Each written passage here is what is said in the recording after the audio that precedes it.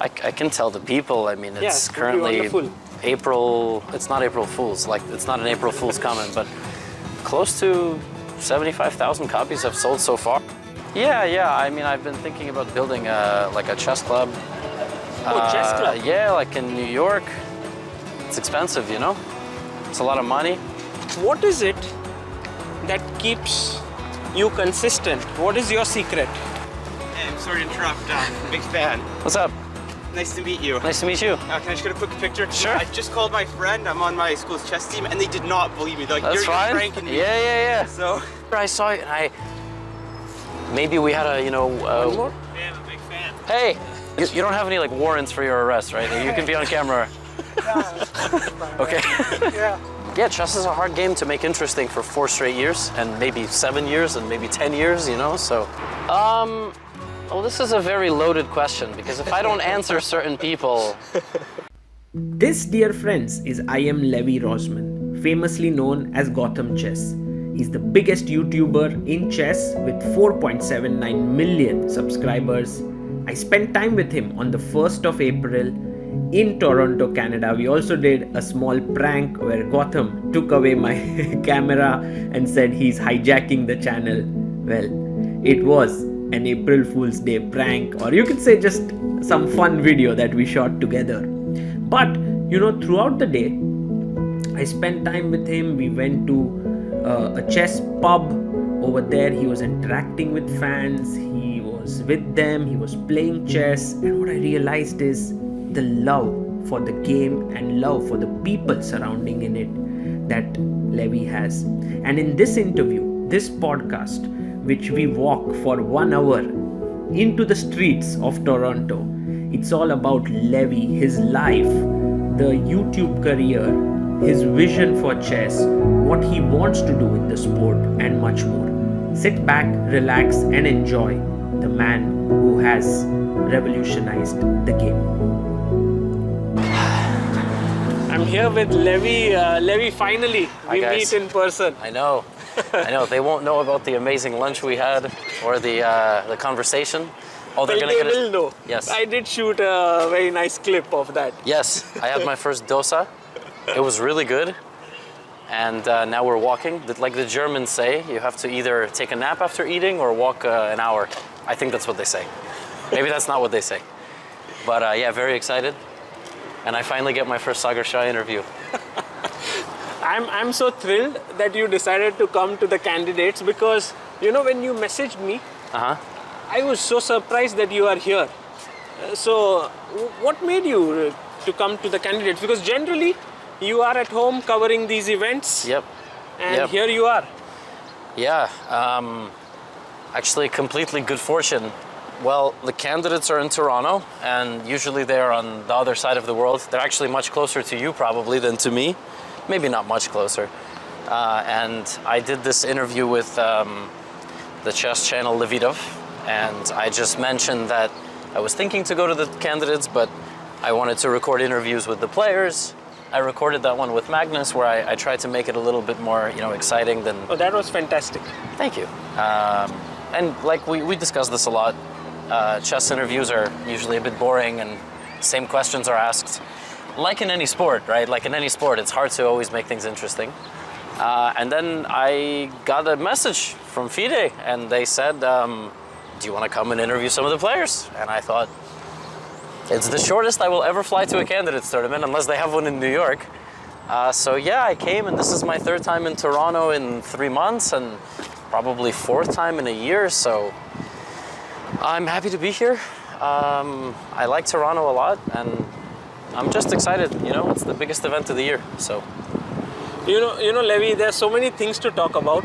Yeah. But one of them is like when someone, you know, meets you or looks at your content, it feels like, you know, you want to cover the event, you do your recaps, but I see you here, you're so excited to just meet the players, interview them. There's this feeling of, you know, just bringing forth chess to the wide audience. The sort of the chess where the players are put forth to the audience and so on.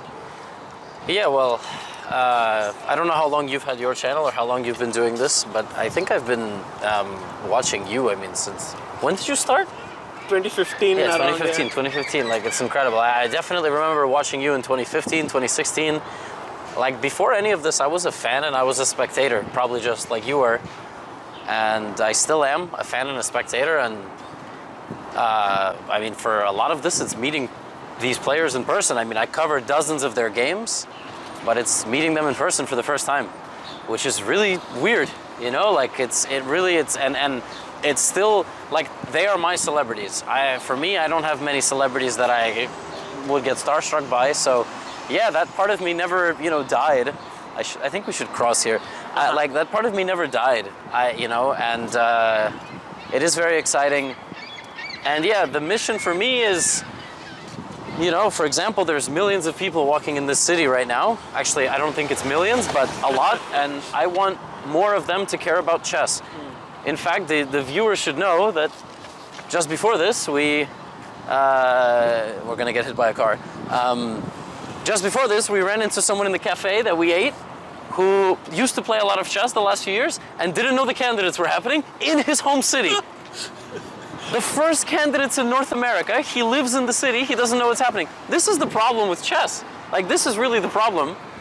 And it's not my job to promote the event, but I'm gonna do my best. I'm gonna try to talk to the players. I want people in the world to care the same way they care about their favorite athletes or their favorite sports teams. Like, nothing can replace live sports, and hopefully nothing can replace, caring about some chess person that you root for. So that's my objective. This is also very stressful, walking through a city and talking, but I'm managing. We're figuring it out. But how does it feel, Levy? And I want you to sort of, I'm going a little bit deep here, because when the top players are, let's say, around you, or even, let's say, if we walked on the street, the chances of people recognizing you and talking to you are higher, saying that, I follow you, I enjoy your content, than a player. Yeah. And does that create some kind of different feeling for you, or have you gotten used to it? How does that make you feel? I mean, I'm proud, I'm happy, I don't take it for granted. It has literally happened. I've been walking with other players. I can imagine this happening clearly. And they recognize me and I say, what about these guys? And they go, and they can't remember the name. Like they, let's cross here too before we also die. Oh, by the way, this is the first time I'm crossing streets while doing an interview. I've done it on streets.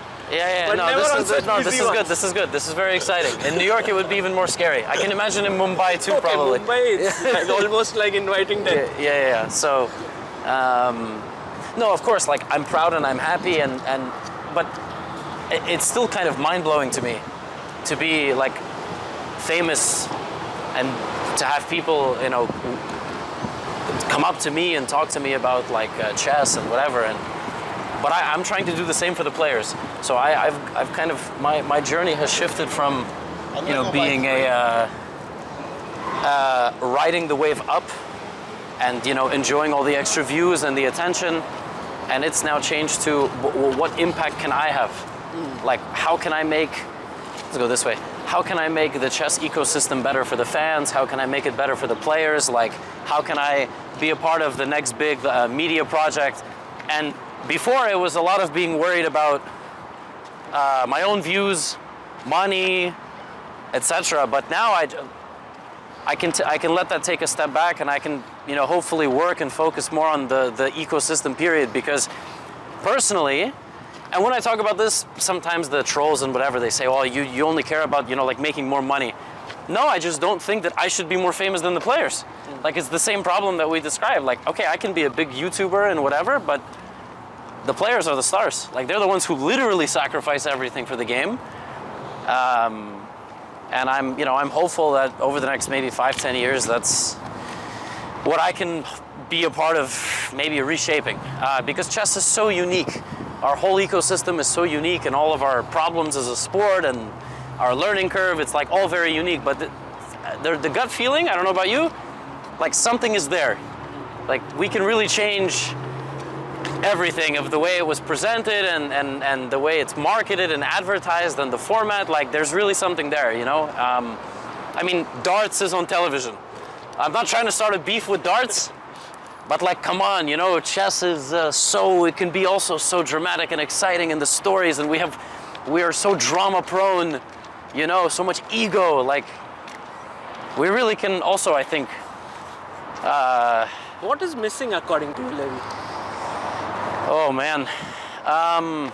Because clearly you see there are so many interested people with the resources. You know, it's not just about the sport. I can see there are people there, but yet over and over again, we are somewhere in the same sort of broadcast-like scenario. Okay, things are improving for sure. Yeah. But do you think there's something missing? I mean, let's not trip over this thing. We're gonna have to do a little gymnastics here. Also, we're gonna walk. If we walk any more further, we're gonna walk into the water. So maybe we should walk here, like on this. We can like sit on the bench, maybe. Okay. Or maybe we can do a circle through the park. We will do that. You want to keep walking, right? Yes. Okay. Let's go. Let's cross the street. Let's cross the street. No, this is very exciting, and the viewers are getting like a tour of Toronto. I've never even been here. No, I mean, like, look, a couple of things are happening, right? So, I don't know if we're gonna be allowed to cross. Let's cross behind this person. Okay. Toronto drivers are not as nice as I thought, you know? I find them very nice. Yeah. I mean, we come from places where it's tough to drive. Definitely New York is tough to drive.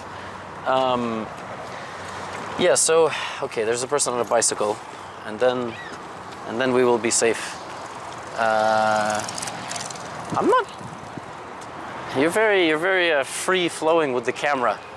I'm generally like... I never film in public.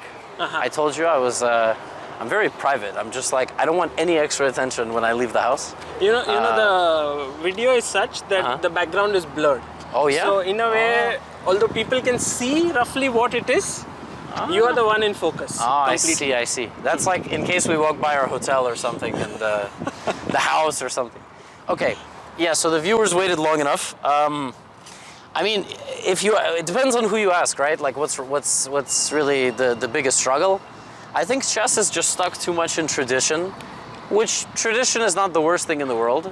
But you know, things like time control, the format, like the cycle, you know, and we just have too many kind of like individual actors that come in and they want to do something. Everything from this recent Weissenhaus to like the tournament in Germany to Global Chess League. Individually, these are all beautiful, you know, spectacles. Like Speed Chess Championship on chess.com. It's been around for 6-7 years, but there is no organization. There's no structure. Like it's just, you know, oh, there's a tournament. Okay, Magnus is playing Magnus is playing, you know, in Germany for a week with these 5 other guys. You know, then it's a tournament in wow, very intense.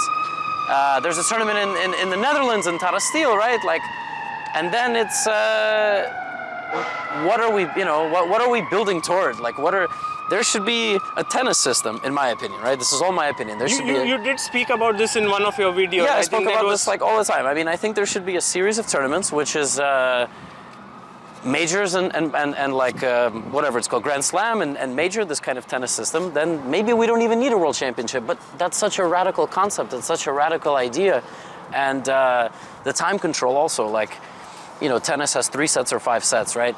There's this big argument.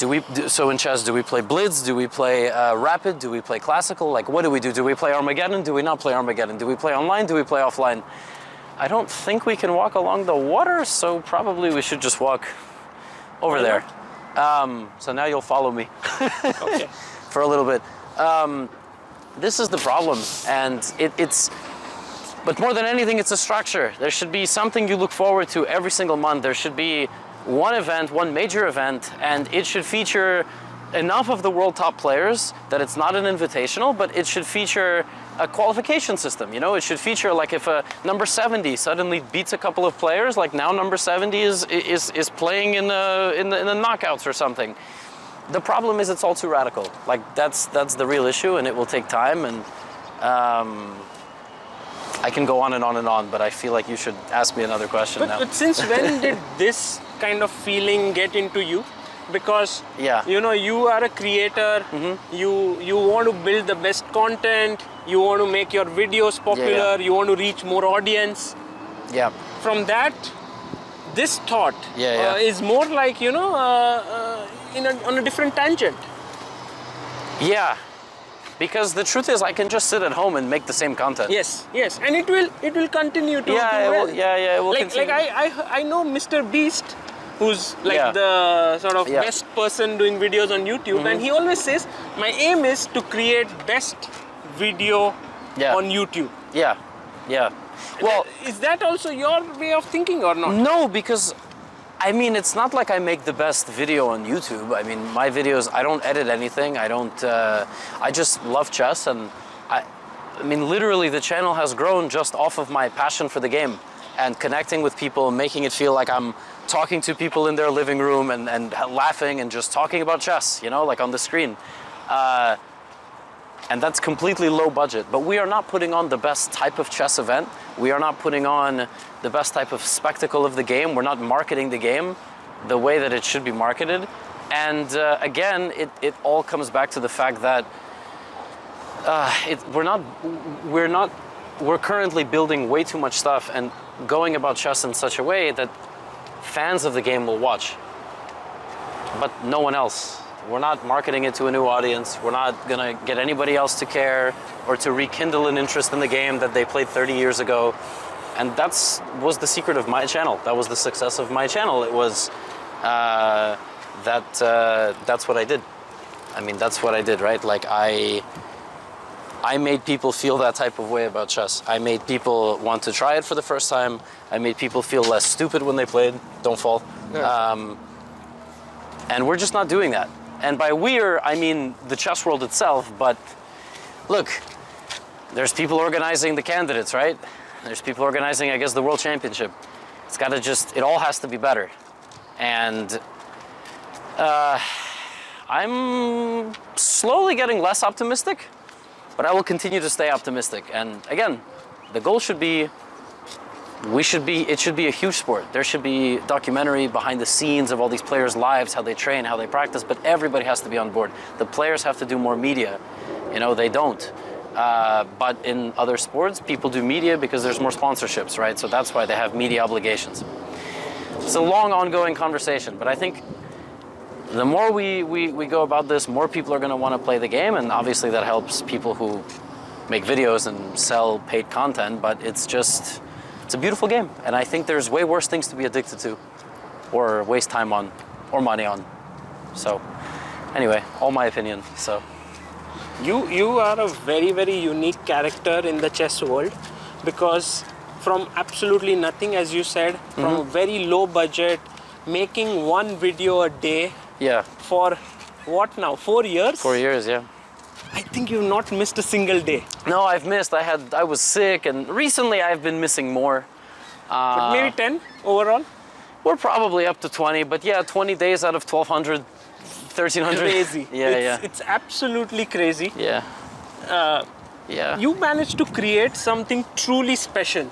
I mean, do you ever look back at this and think to yourself, oh my God, and you know, maybe you are, let's say, on a day-to-day basis thinking about, oh, this video got 400,000 views, this video got 300,000, oh my God. Yeah. But even those which get less views, those are insane numbers. Yeah, it's still like in the six figures, and some of my educational content will only get 150, and even then I have to stop and think, that's 150,000 people. That's an insane amount of people. Yes. And the beautiful thing about YouTube is, if YouTube understands that you uploaded a really long video and people are watching it over time, every day it will recommend that video to 2,000 people, and if 5% of them click on it, every day that video is just slowly teaching more and more people about chess. And that's the crazy thing about the algorithm. And I mean, millions of people, I don't know how many millions of people use YouTube every day, right? So that's the crazy thing about YouTube. But yeah, of course, there have been days where I think back and I'm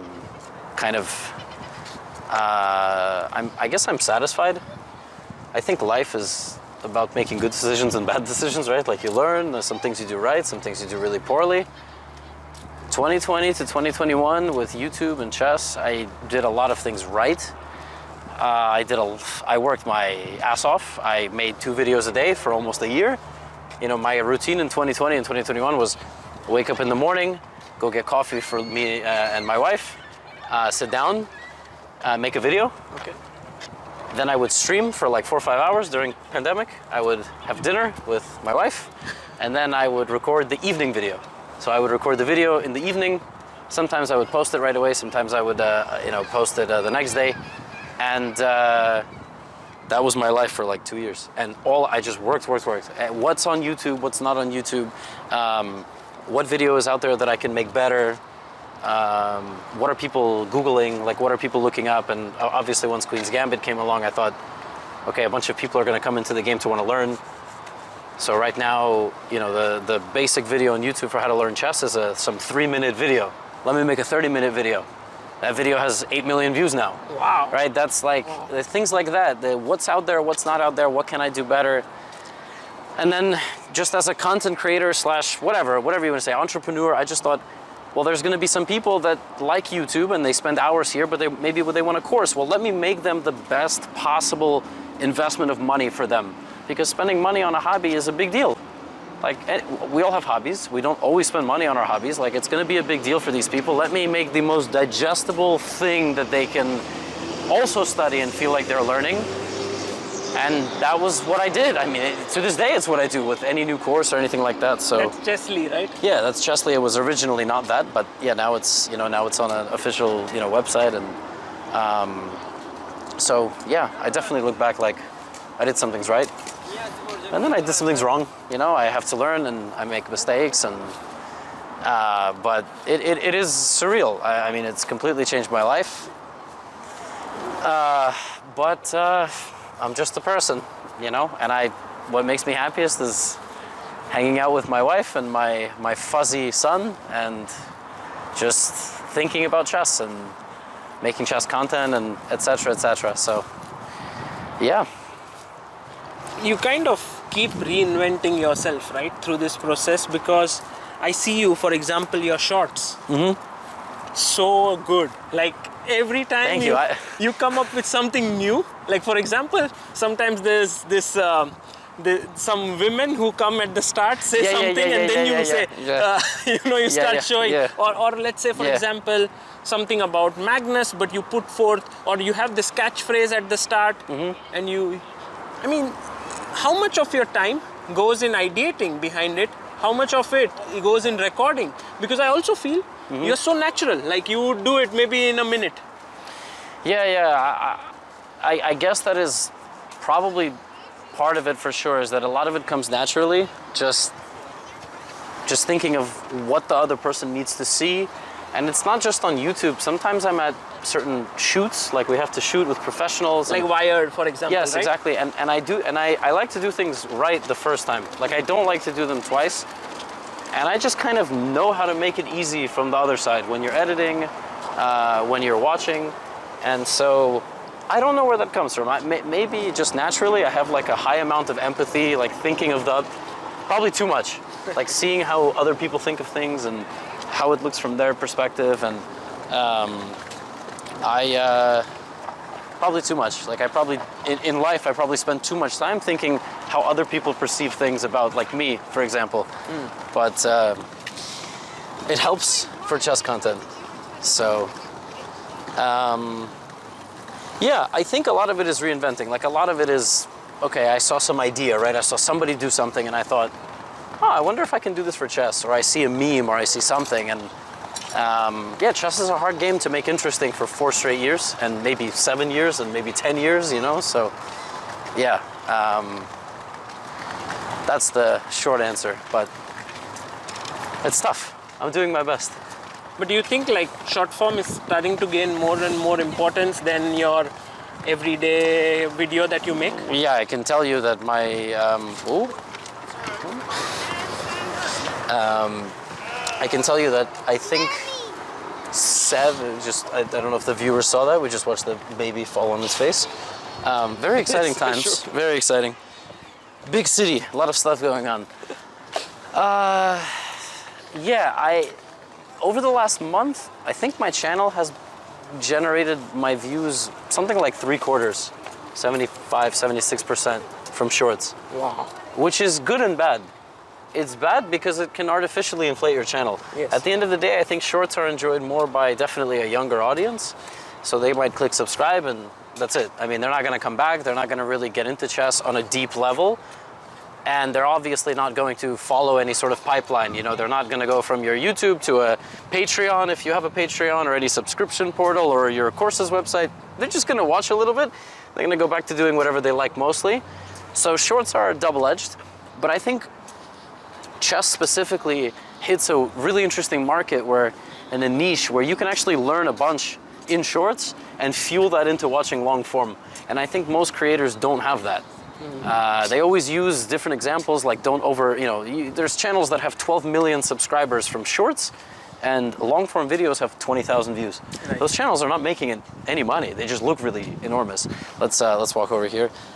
And chess doesn't have that problem. Like I think it has a little bit of that problem, but I think a lot of people follow the path, which is what I'm trying to do.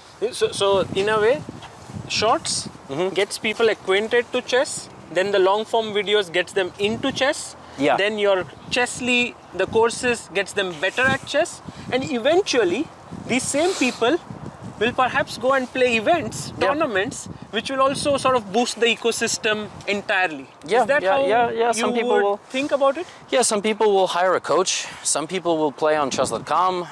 Some people will get a diamond membership. Some people will start a local chess, night at their local pub. Some people will volunteer as teenagers in a senior facility teaching old folks how to play chess. I could go on and on. That's sort of the goal. And maybe kids won't quit. Like maybe kids will be 11, 12 years old and they will be very good at chess and there is a viable career path for them, very much like there currently are in athletics. If a kid is really talented in any sport, of course they have to make a difficult decision whether they want to pursue that or go to college. But in chess, they just don't do that. In chess, they have to find some other career. So, and more than anything else, on YouTube in particular, chess is something that can connect a bracket of age range of 100 years, whereas that's not possible anywhere else on YouTube. Teenagers like what they watch. YouTube Kids is YouTube Kids. Older folks who are like 40, 50 might not even watch YouTube because they have to raise a family, they have to have a job. People who are 80 don't know how to use a computer. You know what I mean? But with chess, that's not the case. Like in chess, you have 4 generations of a family that can enjoy it together on social media, and it's beautiful. So you also came up with a book. Yeah. That did so well. Yes, it has. I don't think I've talked about it publicly, how many copies it sold, but it was a bestseller, which I then found out is a thing that like people can buy. Like you can buy bestseller status. So we're like, it's not even a big deal. Every book is a bestseller. But yours actually made it, by numbers of sales. Yeah, by number of sales, which I can tell the people. I mean, it's currently April. It's not April Fool's. Like it's not an April Fool's comment, but close to 75,000 copies have sold so far, and it peaked like top 20 on Amazon, and it's being translated into like 8 or 9 different languages. So I never expected it, and it was just again written very similar to the channel. It was supposed to be like a first chess book, that you recommend and to somebody, and that's why I wrote it. And I think it's pretty well received with some fair criticisms here and there, but if there was one chess book you could give to a person that would make them interested, curious, not intimidated, excited to learn, and feel like they're actually getting better, that was why I wrote it and how I wrote it. And it was very tough, but I wrote the whole book. I read it cover to cover twice. I didn't catch a bunch of the mistakes, but that's what writing a book is all about. There's numbers wrong and there's little typos, and It was a lot of pressure, but I think I accomplished my goal, so I'm very happy. Yeah, that's the thing. You are able to sort of finish projects like a book, this chess league. Yeah. It's like, how are you able to switch? You know, it's funny because I actually don't finish a bunch of things, and I definitely put a lot of pressure on myself. Like, there's a lot of things I still want to do, and sometimes I delay something for 3 months, but then I get really mad. And then you just sit down and finish it. do it. Yeah, but with this, there was deadlines. You know, the publisher says by May 24th, I need something. So I have to do it. There's no choice. And I work better that way. I work better when someone is like kicking my butt to do something. It's why I'm only making any successful progress in the gym with a personal trainer. Like, if I went by myself, I would be such a lazy piece of crap. Like, I would be, but with a personal trainer, it's better. So I learned better that way. Talking about your fitness, I think you are dabbling with chessboxing and... Yeah, a little bit. Is it getting something serious there? No, it's not serious, no. I would require way too much money to get punched in the head. So I'm not gonna do it. I'm gonna, you know, I'll be, you know, spectating, commentating on it, but I'm not gonna fight. I'll cross over, otherwise you're in the bike path by yourself. Levy, you spoke about having a lot of projects in your mind. Yeah. Sort of unfinished in your head. Can you share a few of that? What it is like, things going on in your mind? Maybe some of them are for your own channel, your own self, but some I think you always wanted to also do for chess. Yeah. I mean, I've been thinking about building like a chess club. Chess club? Yeah, like in New York. It's expensive, you know? It's a lot of money. And I don't want it to fail. That's a big problem.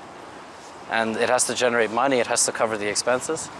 I was just very distracted with people who followed us for a while. I don't know if they were I'm sure they know you. I don't know if they were trying to talk to us, but they were following us for a very long time. My New Yorker instincts were starting to kick in. Like, am I gonna have to fight some people off? But that's one. I mean, there's others. I would love to work with a production studio and put out some really cool series with chess as a kind of a main topic without leaking my script. There's a lot of stuff. I have certain dreams that will probably require me to hire somebody that just manages operations, right? Will take direction from me and manage different projects, and we'll have to hire people, and then it's a question of, do I really want to do this? Because even, you know, what's the trade-off of how much money and time am I willing to lose to make X amount of people happy? And at the end of the day, I'm not always, like I said, building something for the existing chess fans. They have enough stuff to watch and care about. I'm really going to try to build stuff for all of these people who might have seen the Queen's Gambit or might have played chess in their youth or whatever, and they're just not following it now because they don't know how cool it can be and how useful it can be for their kids to learn, or how mentally and emotionally stimulating it could be to play as an adult, right? Or etc. So that's probably a small batch. There's probably more I can't even think of now, but I once made a big Google document of like unfinished things that I want to do before I retire from chess. So yeah. Okay, there's still a lot of time for that. Yeah, at least 5 years. Don't worry. At least minimum. Just 5? I mean, at the least. I mean, I would say you would say at least 30 years. No, perhaps. I mean, you know, knock on wood, you stay healthy and things like that, and mental state isn't terrible, and yeah, let's say minimum 5 years. The one thing we spoke about your consistency, and I think that is something that really is tough for people out there, you know, who are trying to make it into content or content creation or just doing anything. What is it that keeps you consistent? What is your secret? And what would that sort of advice be to youngsters out there? Well, yeah, it's tough because I don't want to be one of these phony guys that you see on your screen who is successful and is like, well, this is what I do to succeed, blah, blah, blah. But I just try to, it's just routine. A video a day is routine. I try to split the day up into blocks where I can be the most productive and what I can do I try to map out, you know, a week in advance of who I have to meet at what time and what thing needs to get done, what's the most, you know, pressing thing. And then yeah, I mean, I just, it's like completing mini tasks at a time. Some people make the bed, some people do XYZ, some people go to the gym. I just try to put out chess content and break up every day into... Hey, I'm sorry to interrupt. I'm a big fan. What's up? Nice to meet you. Nice to meet you. Can I just get a quick picture? Sure. I just called my friend. I'm on my school's chess team, and they did not believe me. They're like, That's you're fine. pranking me. Yeah. So, can I just get a quick picture? No problem. Your chess videos are like super helpful, man. They help me get from like 1,000 to 1,400.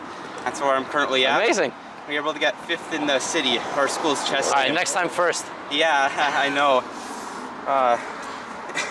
Geez, I still can't believe I'm meeting you. Wow. Yeah, well, we're in the city for the candidates, so it starts in a few days. Look it up, candidates, Yeah, Toronto. my friend was like, yeah, we should go. They want to see Hikaru mainly, but So go, so go. no. Well, it's sorry to interrupt. No. Great to meet you. Oh, good. See ya. Nice to meet you too. What's your name? Gabriel. Gabriel Levy. This Yeah. is Sagar. Okay. Nice Good to luck. meet you. This is the dream. It is pretty cool, in yeah. a way, like what you are doing Yeah. is you want more people to get in, and this board Yeah. right now Yeah. Like I was said, the perfect person who. it's the perfect example. And we didn't set it up. Yeah, it just. No, we didn't set it up. I think he was coming for a while, but like, look, I landed in Toronto. I gave my passport to the guy at the border patrol, and he looks at me and he goes, "You look familiar." Really? Yeah, he goes, "Oh, I've seen your chess TikTok videos." It's never happened. I've never had a border agent do that.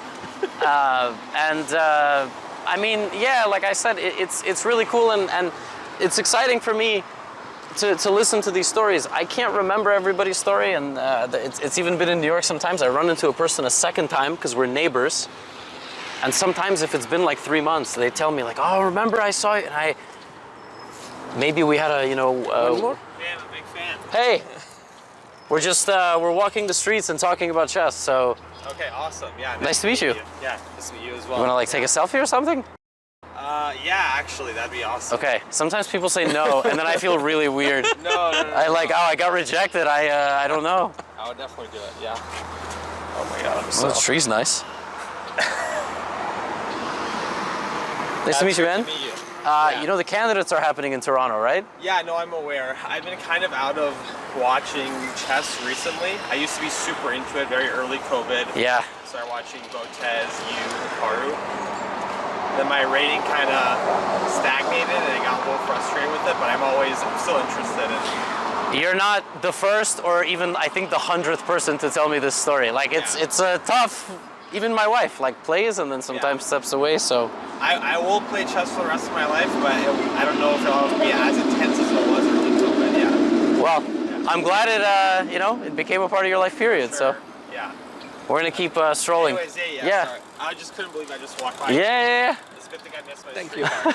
Anyways. Take care. If we do this for the rest of the day, Yeah. enough people will know about the candidates, Yeah. which wouldn't happen otherwise. Like, Yeah. look at this. Yeah. Here's What's another up? guy. Hi.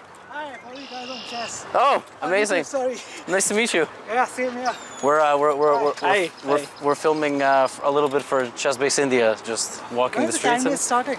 I know it's this month. April 4th. Oh, It's at the Great Hall. I don't know where I'm pointing. I'm just pointing that way. great hall. Yeah. Okay. I'll have to You check can that. just cycle your way there, at some point. They have tickets. I don't know. Is it free or? Yeah, there's some tickets there. You can find it on the official website. Okay, nice. Yeah. I was So checking out, yeah. I actually met you a year back, or 2 years back. where? I come here for the Toronto. Oh, for the CGC? Yeah, the Like, Toronto one. yeah. In the hotel? Yeah. Amazing. I have no memory of like I know, a week ago. Like I was literally just telling him about this. Like sometimes, especially in Toronto, actually there was one guy I recognized 1 year apart. Okay. But you were not in a biker outfit, so you know if you were, I would have remembered. So Yeah. we'll stop by. Yeah. It's very nice to see both of you. Thank yeah. you. This is quickly becoming my second favorite city after New York. So I'm here all the time now. So Sounds good. amazing. Thank you so Fine. much. You don't have any like warrants for your arrest, right? You can be on camera. Yeah. Okay. Yeah, probably see myself on YouTube. Amazing. Yes, you yeah, will. you definitely will. That's why I asked. I was like, we can remove it, but Yeah, no worries. cool. I'll see you guys at Yes. Candidates. Take care. Bye.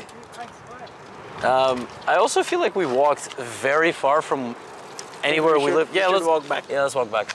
I don't know where we are, so there's also a little bit of an empty path, so maybe we can. What were we talking about? We were talking about this fact that people coming here, you know, sharing their stories. Yeah. And- like that to me is I like that stuff. Yeah, I've had, including fan events, including at like events with 400 people, I've probably had, I don't know, 5,000 conversations with people in the last few years. And yeah, I would love it if I could remember all of them. I didn't turn off, but I can't always remember all of them. But at least like in the moment, I try to give that person like a piece of my heart, like, you know, because you hear these people, they like got into chess 4 years ago. They literally never thought about chess. Maybe a little bit in childhood, and then they played and they kind of came into the world and they're going to teach their kids, and it'll just be a part of their life forever. And it's a very useful thing to learn as a child. It's a very, you know, good thing to do and spend time on. And Like that guy who met you right now, I'm sure he said he's off chess. Yeah. But he might go back and restart. Yeah. You know, this one Yeah. encounter can trigger that. You're absolutely right. And you know, then I'll get his ad revenue. No, again, like for me, it's not that. Like I'm just happy if people play, if it like is a part of their life, and now I'm sort of focused on making it bigger. So more people watch, so more people play, and I wouldn't be surprised. Like sometimes I talk about it with Lucy. These are the people that came up and spoke to us. I wouldn't be surprised if somebody was sitting like, I know those guys. And they just didn't come up. Maybe they were shy or introverted or whatever, but there's way more than that. For sure. And it's special. It's really unbelievable. And it makes me happy. Like I've literally only once in my life been rude to a person, and it wasn't their fault. I had just missed my plane and I needed to like find the support in the airport, and I needed to rebook my flight. And the guy was like, Gotham? And I'm like, not now, dude. Like, I just not right, you know, I just like missed my plane. Like, I'm super pissed off. And I think about it a lot, actually. Like, I really wish I could have stopped and said, what's up, man? But I was... As you said, you have a very high level of empathy. Yes, too much. I think you that really connects you to your people, and when you meet them, Yeah. it's real. Like you are really interested, and you really want to talk to them. I'm interested, provided they're pretty normal. I mean, nobody's done anything super weird. And can we like sit for a few minutes? Sure. I'm just, maybe we can, you know, sit, have like some final thoughts and so on. I'm kind of tired. I'm just redirecting all over the place. Oh my gosh. Tell us about Lucy, because Yeah. somewhere I feel like she's this anchor in your life. Yeah, she's Yeah. a huge part. I mean, she's your wife, of course, but somewhere she's the one who kind of keeps you going. Would that be right to say? Yeah. I come from a family that always managed to house me and clothe me, and feed me. But I have a significant amount of damage, which I only really managed to unpack in my very late 20s in things like telling my wife stories of my childhood that to me were funny. To me were just, oh, this crazy thing happened in my life when I was a teenager and in my family, and I retell it to an innocent bystander, and I'm sitting going, that's really not okay what you know, and I'm not special. I'm not saying I'm special, this is just my life. And I think I learned a lot from my family what not to do, more than I learned what to do. This is the kind of upbringing that I had. And I look at Lucy and just, I mean, I guess our role together, and I just want to have a stable, happy life for us, our dog, maybe one day in the future, kids, relatives, and we are no different than I think any other couple. I think we live peacefully and happily, and we love each other, and occasionally we argue and we debate things, and one of us, upsets the other, and we have to talk it out. And I've learned a tremendous amount, being married also. And I hope people can find themselves a partner like I have Lucy. I think it's, I love her more than anything, and she's a huge part of my life. And I think the only advice I would give is that you're on the same team when you're married. Like, you're not fighting each other. You are on the same team with the same objective. And that's a really important detail when you argue with someone, because you argue with many people in life, and there is a possibility, and it's a close possibility of, like, if we don't see eye to eye on this, like, we're not going to work together. We're not going to, go. It's a very interesting, and you're married too, and it's a very different mindset. It's very interesting you argue, because somewhere you also care for the other person. It's not like you just for yourself, right? Yeah, and you don't get as mad. You don't get you approach the situation in a completely different way, whatever it is. And sometimes you just have to pause and say, I'm wrong. And sometimes it's 70% you and 30% them, and sometimes it's 70% them and 30% you, and it's a lot of balancing, and it's a lot of and this is not supposed to be some sort of relationship advice channel, but this is my experience in my life, and she's extremely important, and it's a level of stability that I've never known. So, yeah. One of the things that people say is you need to sort of take some time off of what you're doing to kind of get the best from yourself, sort of get the creative thought flowing. Does that resonate with you somewhere, or do you think that's not something that you need because you're all the time into it? So far, I'm okay. I don't really need these mental health breaks or digital detox or whatever. I'm pretty happy. Sometimes I'm tired, so I order McDonald's and I sleep 9 hours, and that's how McDonald's is my happy meal, and sleeping 9 hours is something I do once every 3 months. 8 hours even is probably once every month. But so far, no. So far, I'm okay. And I try to eat, for the most part, healthy. Also, thanks to Lucy, she's like an unbelievable cook. And my father-in-law is a chef, and it must run somewhere in the family. I just try to eat good and go to the gym. And that's about it. But so far, I'm not burnt out.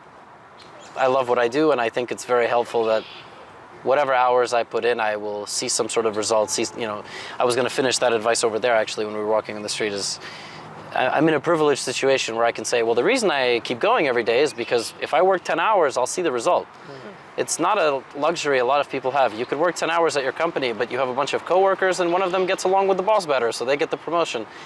That's the problem with sometimes watching people on social media and taking their advice. Like, everybody has a different status in life, situation in life. I try to give advice that helped me before 2020. And now it's a little tougher because I'm speaking from a position of like success, but a lot of this also came with a little bit of luck. Things like the Queen's Gambit. People are not going to work in a walk of life where one day 100 million people see what they do. It's very different. So I try to be practical with my advice and not give anybody, too much expectation of something or get their hopes up or something like that. Just being in there, hanging in there right now. Let's say nothing big is happening, you are there, and something will come up. Also, like your other two channels, the Clips channel, the Gotham Games channel, and also every single day, it's going on. Yeah. It may be 20,000 views, it may be 50,000 views. It's there. Yeah, it's a good pipeline. I actually wish there was maybe even a little bit less, just to not dilute things so much, but yeah, it's every day. I mean, chess is beautiful. Like, you can have positions and move 8, 9, 10 of a game. It's already all brand new stuff. But the good thing is it's a lifelong learning process. So I just try to make it entertaining. Sometimes it's 90% entertainment. Sometimes it's 90% instruction. And it would definitely make my life easier if there was a tour, if there was something more organized to look forward to. But yeah, big events come along, and I'm going to cover them, and it gives me purpose. So that's why I'm excited for the candidates. According to you, like, who are the chess creators you like to follow? and who are doing, like you enjoy that work? Well, this is a very loaded question because if I don't answer certain people... No, but what's funny is because this is all I do, I don't watch a whole bunch of chess. Right. So I watch stuff that is interesting to me that is unavailable in places. So when you get to sit down with Magnus or Prague or a player at an event, at a dinner, 15 minutes, like I'm gonna watch because it's a very intimate setting, and I know how much you love the game and I know how hard you work. And I've watched your stuff since probably 2015, 2016. I like to watch the Russian interviews because I understand nowadays, and especially with chess has always been a little bit political, and especially now with what's going on in the world, you know, it's a little bit tough, and Russia definitely thinned out in terms of their top players. You look at their list, a bunch of 2600s, 2700s, they went elsewhere. But they do have a rich chess culture, right, like historically. And I wish I could understand interviews of Ding Liren in Chinese. I wish I could understand interviews of Spanish players in Spanish. But I can understand Russian chess players in Russian. And so sometimes I'll watch Kasparov or Kramnik. Now, watching Kramnik interviews is a whole different thing. Nepo for an hour and a half. Like Nepo in Russian, an hour and a half, it's very different than Nepo in English for 15 minutes. I like to watch in-person content sometimes, so probably the second hardest working chess content creator, like who's big, is Anna Kramnik. That's what I say. She might even be harder working than me. But I've always said that from like a long time ago, and I think she kind of has like a fire, and her channel is growing a lot. She's getting very popular in Spain and with the Spanish-speaking audience. And okay, like every big channel does their thing, right? Hikaru has his pipeline of content, the Botezes. I gotta give everybody a shout out or else I'm gonna get in trouble. But the truth is, I don't watch a huge amount of chess content.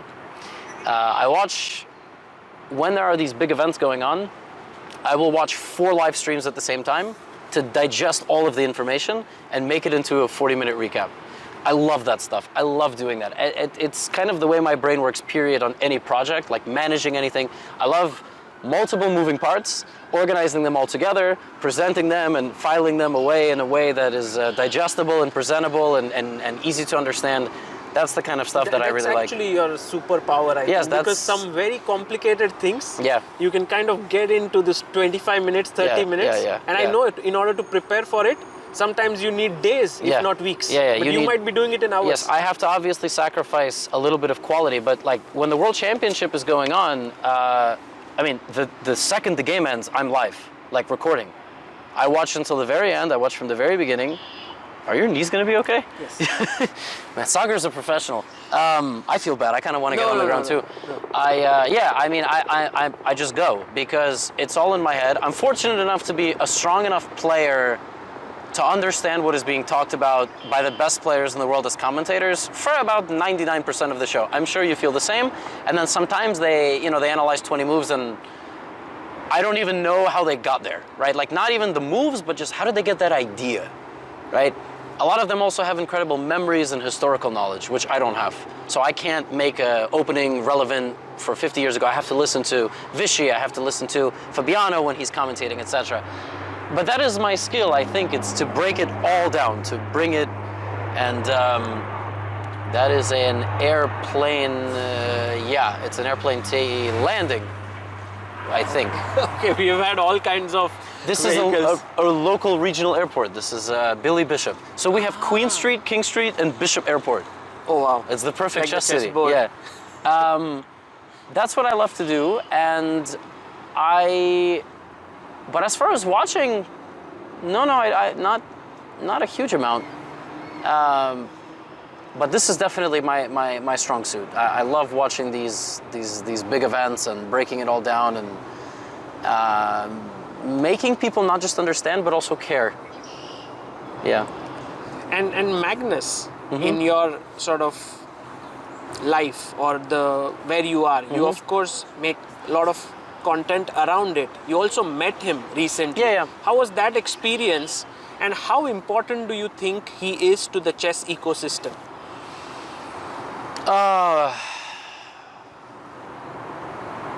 Yeah, it's not possible to understate how important. He's definitely the coolest world champion, and there's a little bit of recency bias because Kasparov was pretty cool, for his era, and he was incredible. But Magnus has this amazing connection with athletes, and people are fascinated by him, and they want him to speak at conferences, and they want him to sit down with Pep Guardiola from Manchester City and talk about sport, and he's interested in sport, and he's young, and he's fit, and he's, good looking, and not just for a chess player. I would argue he's just, there's a different criteria that chess players have to go by because they're so smart. He's just like a good looking guy, like normal guy. So great role model for the game. I wish we had more of him. I wish we had like top five players that kind of were like a big three in tennis. But it's just him, and it's always like that in chess somehow. It's very rare you have a period of time where 5 people are battling for positioning in the top, right? Kasparov. Then there was a period of time. Then it was Magnus. 2000 maybe 5 to 2011, it was sort of up for grabs. It was Anand, Kramnik, Topalov, like these guys, But no, he's invaluable, and I make a ton of content because around Magnus because nobody has that level of star power and nobody's that good. And the truth is, I'm sure you see this with your own numbers. Like people are fascinated with the guy. Yes. People are fascinated local, for you guys with the Indians, but even it's not close. Like people will skip interviews about Prague and Gukesh and watch every interview of Magnus, and they're not going to be happy if I say that, but it's true. Like. It's very rarely the opposite, where it's like, I'm only going to watch about the Indians, and I'm not going to watch... The ideal scenario is Magnus versus these youngsters. Yes. Magnus Vidic, shortest game of his career. Oh my God, 80 million views or whatever, right? Like, perfect. And for me, I guess the second closest is Hikaru, but for our world, and let's say specifically outside of India, it's Magnus, it's Hikaru, it's me. It's me, it's Hikaru, right? Like, it's... And then I don't know who's the 4th most popular. I really don't know. On this, over here, Fabi. I don't know. And I'm not a chess player. Like I'm a YouTuber. I'm gonna make the recaps. I'm gonna make the interviews, and I'm gonna make the 100 elo chess. I'm gonna make the stockfish chess. Like I'm gonna make a wide range of stuff. And I do it because a lot of people watch and a lot of people care. And as much as they say, well. And nowadays the joke is if I upload content and there's no Magnus, people in the comments go, I think you forgot to put Magnus. Like this is a big inside joke now. But I made an effort recently I made maybe 1 video about Magnus in a month because I just tried to focus on other stuff and he wasn't playing a whole lot. And the second I made a video about Magnus, the second one in 30 days, which is for me very good and very contained. Oh, Levy never fails to milk Magnus, and if Magnus was a cow, Levy would milk him until, but people watch, right? Like at the end of the day, people watch, and the biggest fear is there will never be anybody even close to him. And we need to train the next generation to somehow either be extremely dominant or extremely media savvy. They might never get to the level he's at, but if they all compete and fight and are, battling and it's exciting and the rivalries are there, like that will also work. We don't necessarily need somebody to be as dominant. Just the final anecdote, the funniest experience I had with Magnus was getting him to agree to do a quick interview with me. Which has a 1.5 million views. Yeah, it was great. And my approach there, I've said it a lot, was to give him refreshing questions and interesting questions. And I was very nervous to meet Magnus because, again, to me, it's the #1 celebrity of, what I'm interested in. But I asked him a question in that interview that I thought of, like, sitting there. And that's my strength. I always overthink everything and get really nervous and prepare. It's my chess tournaments too. And then I get there and ideas flow, like the creativity is flowing, and I thought of a good question. I asked him. I'm very happy with how it went. We get in the elevator to go upstairs to the interview. It's me and him. A guy gets in the elevator. We're all going up. The guy is shaking. I'm a huge fan, like to Magnus. No clue who I am, probably. I was not even a person to him, and he just, and in that moment I realized I'm big for chess, as we see, but Magnus is on a whole nother level, and the respect you get as an athlete and a performer is very different. and it's a respect that everybody knows you, even if they don't play chess, and it's really special. So I can't say enough. Brilliant. Levy, I want to end this because on the note that we are in Canada, and we are at the candidates. So who are your favorites and who do you think is going to be interesting to follow? Let's first start with the Open. 8 players there. Yeah. The dark horse, Mr. Abbasov. That's going to be very tough, obviously. If I have to give you the 3 favorites, it's very difficult to go away from the 2-time winner, Jan Nepomniachtchi, Fabiano Caruana, and Hikaru. Like, I don't think it's really much of a... I'm not saying anything groundbreaking. A major question will be who between Pragg and Gukesh is really ready to be elite. Gukesh had a very kind of last-minute qualification, but we know he's really strong. We know he dominated at the Olympiad. But Pragg is Pragg. He's like the golden boy, right? I mean, he's got a little bit more hype, I feel, a little more attention behind him. And he also kind of has this weird blessing of Magnus, right? Like the patting him on the shoulder and like the overall kind of respect for his game. I think way more pressure is on Pragg to perform. Firouzja, complete, I would curse, but it's your channel, complete wild card. Like, no idea. Like, I mean, he could get 2 out of 13, or he could get 11, you know? Like, we'll see which version shows up. I think there's a lot of pressure for him to perform because he had such a bad run last time. And hopefully he doesn't play any more 30-second chess. But I think those guys are the top 3, and if I have to say, like, probably Pragg is up there. And Vidit, he's also probably in the camp of, like, I have no clue, because he's had such a really good run this year. He won the Grand Swiss, but this ain't no damn Grand Swiss. And, like, you hear from guys like Hikaru, from Fabi, the nerves you feel at this event are unlike any other.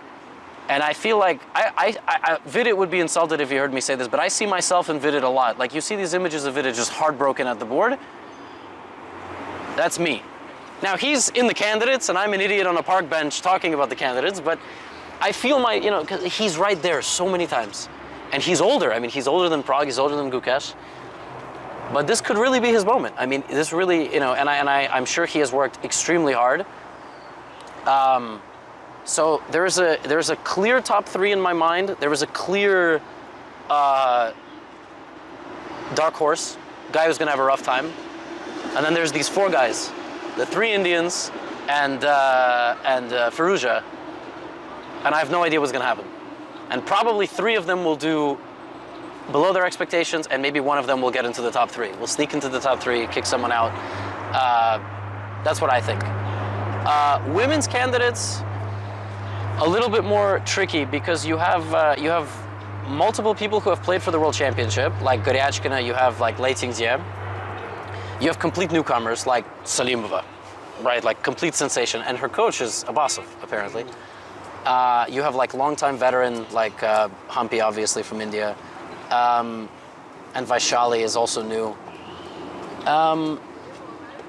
If I had to choose who is going to be a top 3 or like let's say a winner, I think probably, I mean, it's really hard to say if Goryachkina and Lei Tingzhie will not make it into the top 3. Who joins them is the question. There's also Anna Muzichuk. Yeah, no, I know there's Anna Muzichuk, but I'm less confident of the incumbents. Like, I'm less confident of the people that have been here multiple times before. Let's do it. Let's say Vaishali top 3. Let's do it. I feel like this is her year, and she's like completely on fire, and we'll see if I'm right. I don't know when you're gonna post this. If you post this tonight, then maybe I'll look like a super genius. But no, I'll post it tonight or tomorrow.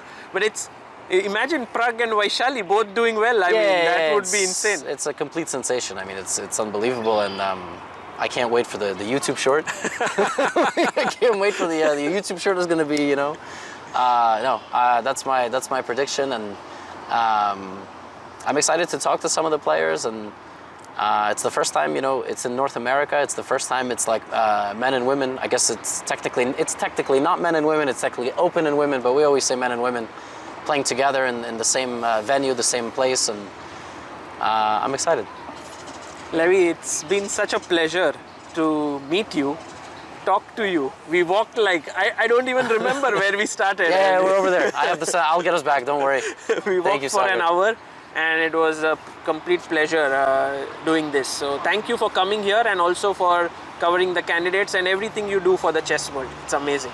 Thank you to you too, Sagar. I hope the fans enjoy. And the last 2 interviews I did on this channel, very quick ones, you know, in Toronto, are generally all like, when are you coming to India? When are you coming to India? So I'm glad we got like a proper hour. And I have a content idea as well. Maybe we'll do that one too a little bit later. But it's been a pleasure. Now let's find our way back to where we live. Thank you, Levy.